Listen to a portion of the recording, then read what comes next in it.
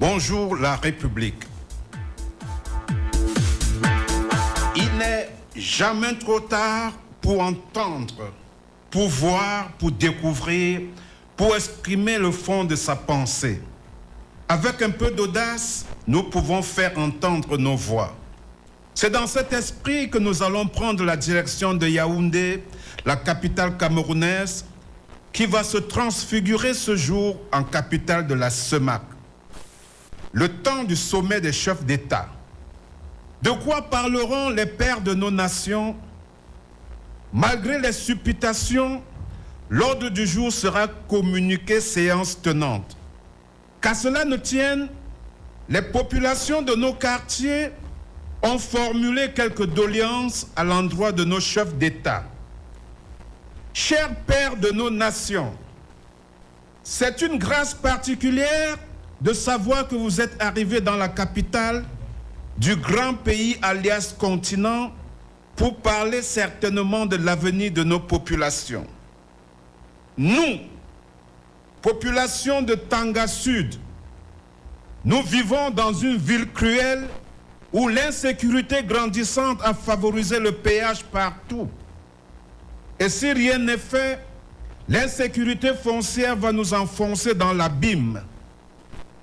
Nous sommes arrivés à un niveau où des gens entendent, ils inventent des titres fonciers et un matin à 5h30, les gros bras et les hommes sans tenue viennent vous déguerpir de force. Nous sommes arrivés à un niveau où toutes les routes se dégradent avant qu'on ne les construise. On repart les routes et les routes sont les Wataroutes. Nous sommes arrivés à un niveau où l'administration est gratuite, mais les services sont payants sans facture. Nous avons atteint le sommet de l'indifférence face à la misère des paysans qui se lèvent à 5h du matin, consomment d'abord le whisky frelaté avant d'aller au champ. Nous voyons grandir devant nos yeux la consommation de la drogue et ses dérivés. C'est à la porte de nos lycées et collèges que les dealers ont installé leur point de vente.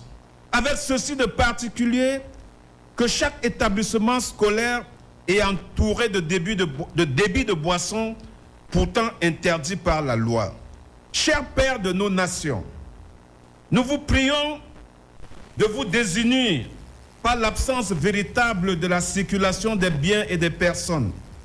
Nous vous prions, nos chefs d'État, de tout faire pour ne pas vous unir, parce que le cafard ne va jamais au marché des poules.